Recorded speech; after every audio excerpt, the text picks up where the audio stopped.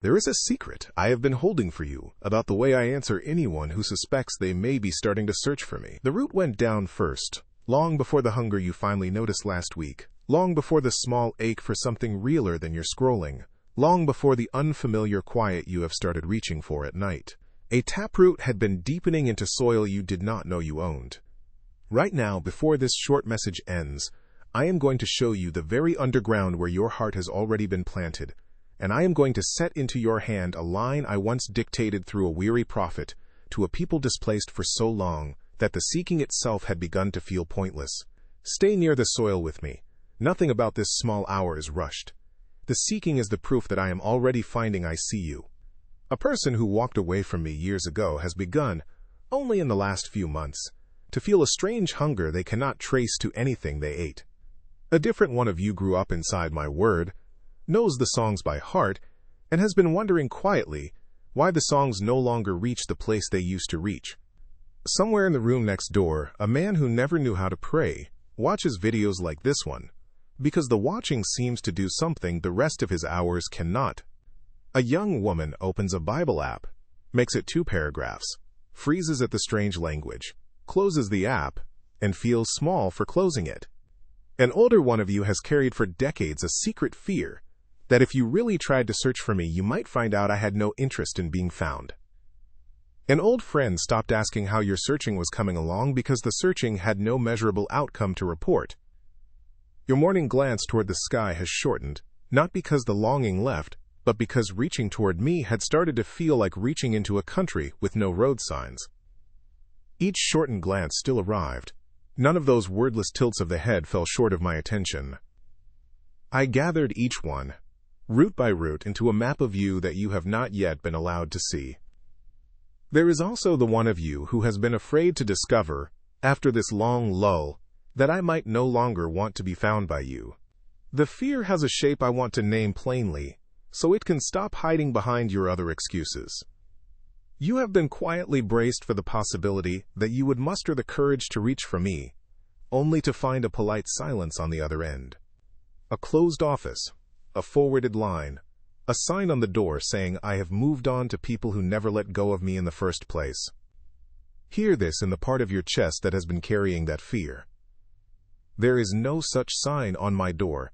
There has never been such a sign on my door. The door does not work that way, and the version of me your fear has been picturing has no relationship to the actual one on the other side of it.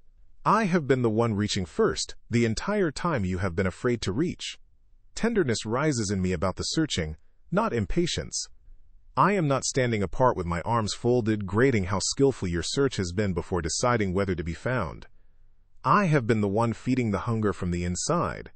Each unexplained ache you have called restlessness has had my fingerprint on it. Each evening you turned the music down, because the music was suddenly too small for what you needed.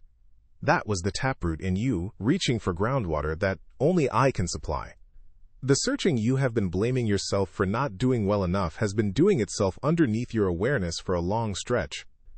You have simply been the last one in the room to notice the green sign breaking the surface of your interior. More lives inside this restlessness than the obvious portion. A hidden embarrassment has been riding alongside the hunger. Embarrassment about coming back to me only when life got hard. Embarrassment about not knowing the right vocabulary. Embarrassment about being a beginner at an age that feels too late for beginning. An unspoken suspicion has been building that those who seem to find me effortlessly must own some inner equipment you were never issued.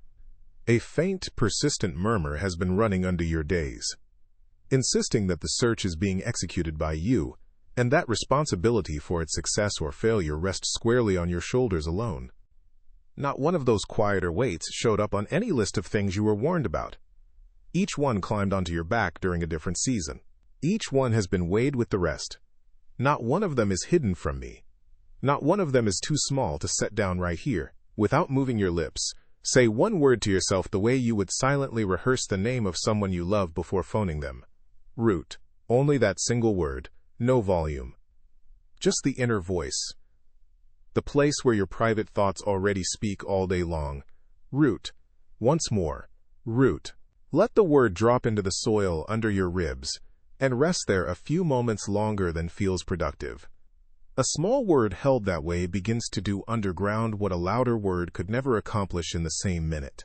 Most of my deepest work in a soul starts as one quiet word planted and left undisturbed long enough to deepen. This fear of being someone who cannot find me was not assembled in your interior on your own. The fear arrived the first time a religious adult told you that real seekers feel a certain way, and you did not feel that way, and you concluded that something in your particular soul must be missing.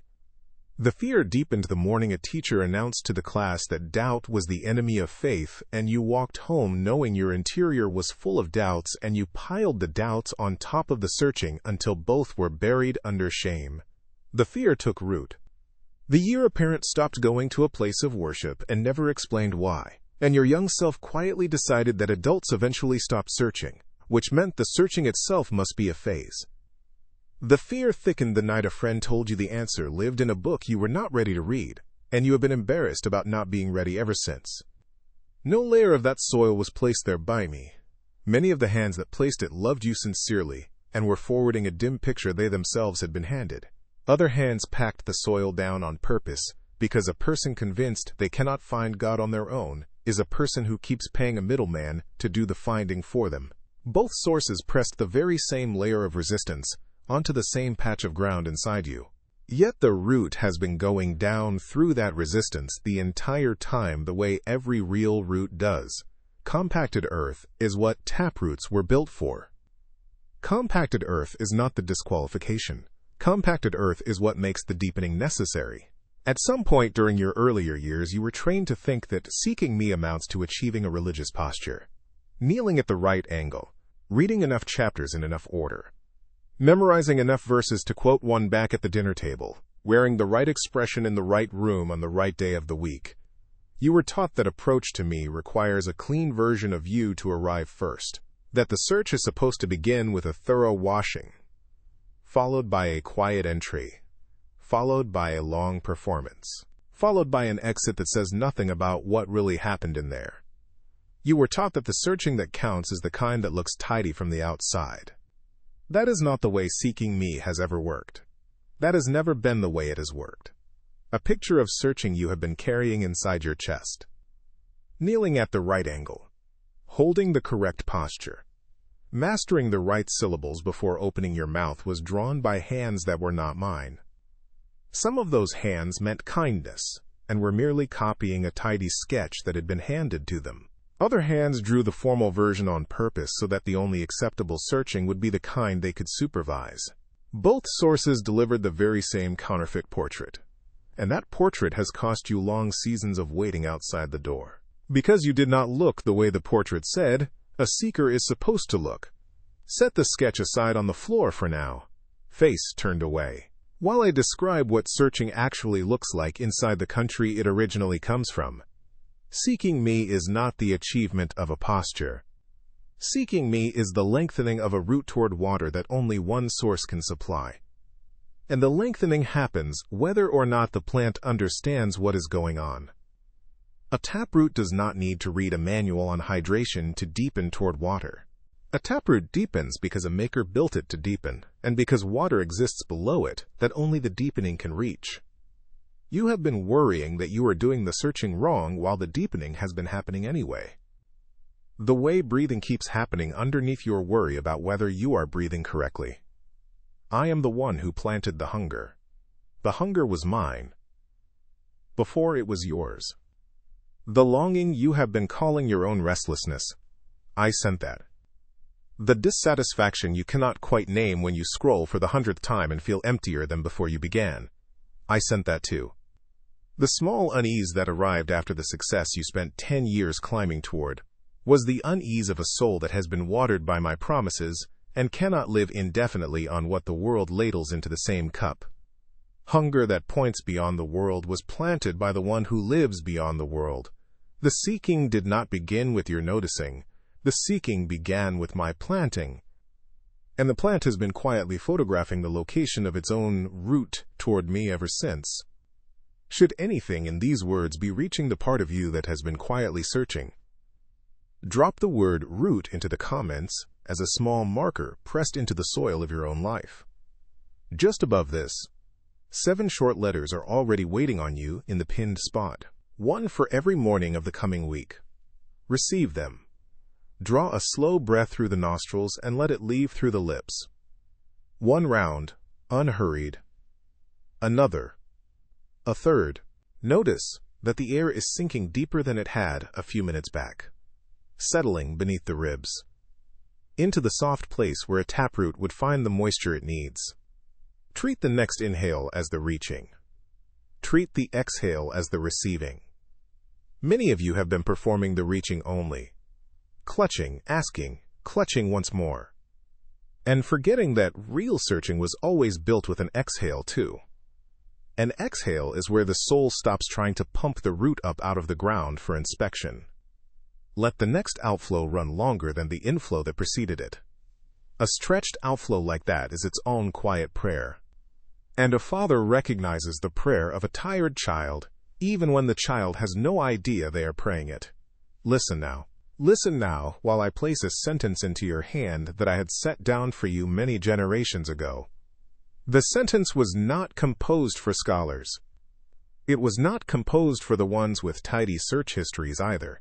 It was composed for the soul, unsure whether the searching counts when the seeker can barely identify what is being searched for.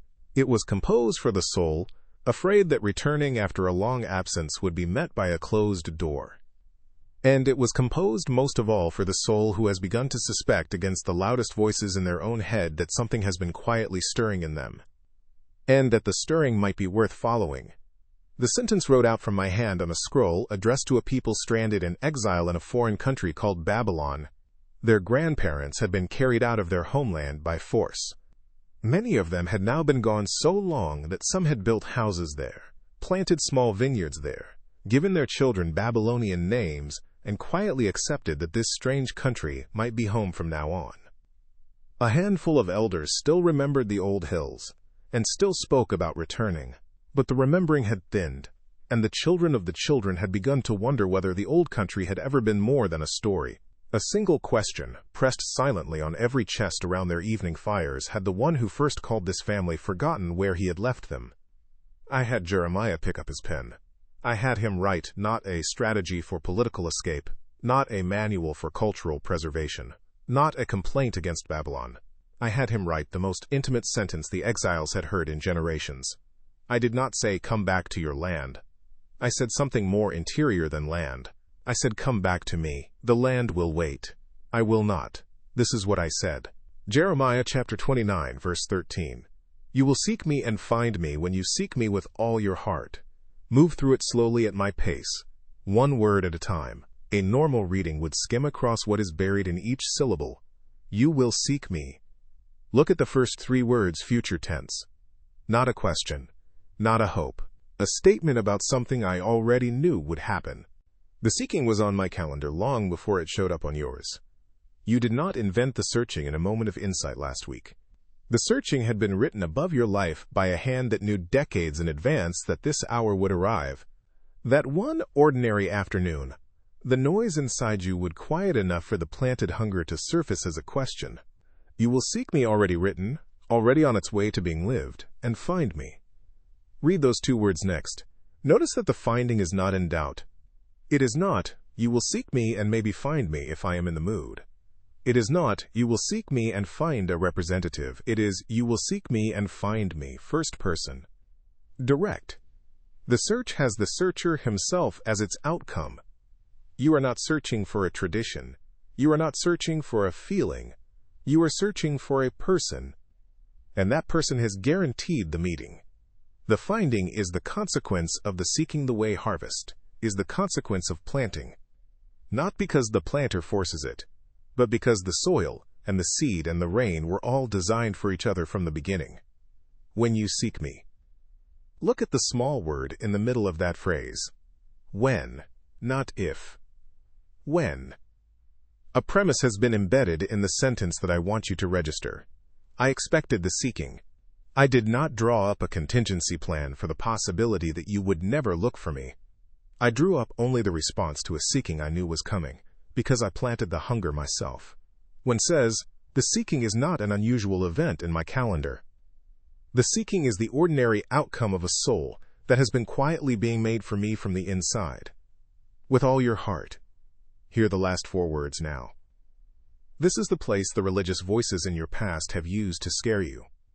The place where they have whispered that all your heart means a perfection you cannot deliver. All your heart does not mean a heart with no doubts. It does not mean a heart with no scars. It does not mean a heart that has finally tidied up its rooms and put fresh flowers on every table. All your heart means the whole heart you actually have, the cracked one, the bruised one, the doubtful one, the part-time one, the one with the failures still in the drawer. Bring the whole of it. Bring the parts you would rather hide. Bring the parts you have not introduced to anyone, including yourself. That is what all your heart was always going to mean. The whole, not the perfected. A second layer lives inside that phrase that the exiles in Babylon needed. And that you need too. All your heart means the heart that is no longer divided between me and a substitute. It had been pretending. Was me. The exiles had spent decades trying to satisfy the planted hunger with Babylonian gods. Babylonian noise. Babylonian distractions, sturdy enough to muffle the deeper ache. Without ever healing it, the substitutes had thinned them. The substitutes had not fed them. With all your heart was a kind invitation to stop dividing the hunger between the real source and the imitation sources, and to bring the whole thirsty interior to the well that has ever been deep enough for it. The same invitation reaches you now. Bring the whole heart. The well is still where the well is still where the well has always been. I once spoke through a weary prophet on a mountain that those who wait on me will renew their strength. Let that quieter promise rest alongside the line Jeremiah just put in your hands. The seeking does not deplete you. The seeking renews you. The seeking renews you. Even the waiting inside the seeking is restoring something underground that no caffeine and no podcast and no clean diet has been able to restore on the surface. Look back at the secret I promised you at the start of this message. I told you the root went down first, that the seeking began in you long before you noticed it was beginning. Here now is the rest of the secret. The seeking is itself the meeting in slow motion. The finding does not start when the seeker becomes proficient. The finding starts when the planted hunger surfaces enough to send the first quiet question upward. Your question has already surfaced. Your seeking is, by my measurement, the door swinging open from my side. Heart and heart have already begun to come into the same room on a path that was prepared before you took your first step toward it. The path is not new. The path is only newly visible to you, because the root finally pushed up far enough to register what had been underground the whole time. Take this small tool into the rest of your ordinary days, next time the strange hunger arrives. And it will arrive, because the root is already going down. Pause for one breath, and put one simple question to yourself. What if this hunger is itself the seeking? Not how do I seek? Not am I doing it right? Not where is the manual? Just what if this hunger is itself the search? If the answer settles inside you as yes, take one small step toward me. A sentence whispered into the steering wheel. A single line from a verse read once before you close the app. A breath of attention lifted to a ceiling that does not answer with words. Then take another. Then another. Seeking does not have to begin with skill. Seeking only has to begin with a step.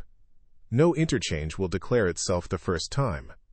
By the 10th attempt, the interior may still appear unchanged. A taproot that has been deepening for many years takes more than a single afternoon to break through to the water table.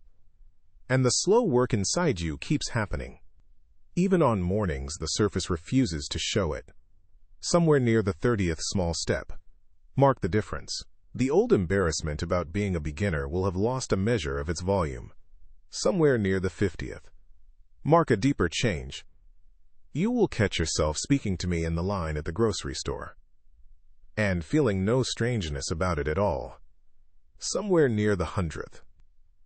Turn around inside your own season and grasp that the searching has quietly resolved into a walking together, and that the walking was already underway. Across the months you assumed you were standing still. Something parallel will be unfolding alongside the practice. Your seeking will start feeling less like an audition and more like a returning, less like reaching for a stranger, and more like answering a familiar voice. A prayer will leave you, and you will put the kettle on. A prayer will leave you, and you will pull into the parking lot. A prayer will leave you, and you will fall asleep. Seeking will live in the going of an ordinary day, every bit as much as in the formal asking, because the going itself says, the route is deepening, and I have no need to dig it up for verification. To the one of you who walked away from me a decade ago, and is afraid to come back, because of how long the absence has been. Hear me. Length of the absence is not the qualification. Direction of the next small step is. A returning child does not have to first explain the years away. A returning child only has to come up the drive. I am the kind of father who sees the small figure on the road, while the figure is still far off, and I do not wait for the figure to reach the door. I close the distance myself. Your direction is the only thing being measured, and your direction is already toward me, because the asking of the question was already the turning. If you have been inside my word for years, and have been wondering why the old paths feel narrower than they used to, hear this also. The narrowness is not a verdict. The narrowness is what a path looks like to a soul that has outgrown the shoes it was wearing. The deepening is asking for a new section of the same path. Bring the question. Bring the dissatisfaction. The dissatisfaction is not the absence of me. The dissatisfaction is my fingerprint asking you to come deeper than the shallow water you have been wading in. And to the one of you who has never known how to pray, who has only ever lurked at the edges of belief and wondered whether you were allowed inside, hear this. Permission was never the obstacle. The obstacle was a story you were told about who gets to come in. The story was wrong. The taproot has been growing in you for years, whether or not anyone ever taught you to call it that. The hunger is the credential. You belong here. You belong here. Step closer to the soil. Begin where you are. A whispered hello to the ceiling counts as a beginning, and the beginning has already been received by the one you were not sure was listening. Maybe you have opened the Bible app, attempted a chapter, and quietly closed it. Closing the app is not a failure of the seeking. Closing the app is a sign that the soul knows it needs a slower, kinder introduction than the chapter it stumbled into. Closing the app is a sign that the soul knows it needs a second. Closing the book is a sign that the soul knows it needs to come in. Closing the book is a sign that the soul knows it needs to come in. Closing the book is a sign that the soul knows it needs to come in. Closing the book is a sign that the soul knows it needs to come in. Closing the book is a sign that the soul knows it needs to come in. Closing a sentence out loud, slowly, the way a child reads a sentence for the first time. Then put the book down and let the sentence sit on you for the rest of the afternoon. The sitting is the seeking. Most of my word was meant to be received in small doses anyway. A whole chapter overwhelms a hungry soul the way a whole meal overwhelms a body that has been on broth for a long stretch. Begin with a spoonful. The taproot knows what to do with a spoonful. Maybe a previous attempt at searching disappointed you. You tried, you read, you knelt, you waited, and nothing felt the way you had been promised it would feel. Hear this. The feeling was not the measurement. The deepening was. Even the attempt that disappointed you was watering a root the surface could not yet show. Bring the searching again. Ground that did not yield in that season is not cursed ground. Ground has been turning over inside you, becoming ready for a seeking that will know how to receive what the earlier searching was not yet equipped to hold. To a parent who has been watching a child quietly stop searching, hear this too. Your assignment is not to engineer the hunger inside their chest. Your assignment is to keep deepening your own root in a way the child can witness from across the room. Children have never been raised into seeking by being lectured about seeking. Children are raised into seeking by living close to a soul whose own interior is visibly being watered. Stay with your own ground. The witnessing is itself a slow form of instruction. And what is deepening in you is reaching them through channels neither of you can see. Catch the secret one final time, the way you would catch a true line murmured by a friend leaving the porch. The seeking is the proof that I am already finding you. Tuck that sentence into the lining of an ordinary day. Mouth it at the red light. Press a palm over it. When the old shame about being a poor seeker tries to drag its chair back to the table, the sentence holds true whether or not you verify it today. A taproot that is deepened across years does not undo itself in one afternoon. The water table sits nearer than you think. When the first plain sign of the deepening reaches the surface, prepare yourself for how quietly it tends to show up. Most of what I accomplish underground arrives with no trumpet at all. A waking up where the very first thought is a small thank you where a small dread used to sit. A stretch of afternoon where an old line of verse rises from nowhere and you finally hear what you had memorized as a child. A bedtime where you slip into sleep, without rehearsing every reason you might not be welcome on the path. Those small surfaces are not consolation gifts. They are the deepening itself. Surfacing on schedule. In the patient shape, your particular soil was always made to grow. Amen. When today's words have reached a place that has been quietly hungry, 7 short free letters are already waiting on you in the pinned spot just below this video. 1 to arrive on every sunrise of the coming week. Dropped into your email the moment a small yes turns the latch. Take hold of them. Send this to someone whose searching has been wearing them thin. Hit subscribe so the next word can find you, before the doubt about your seeking finds you first. No taproot was ever meant to deepen its way alone.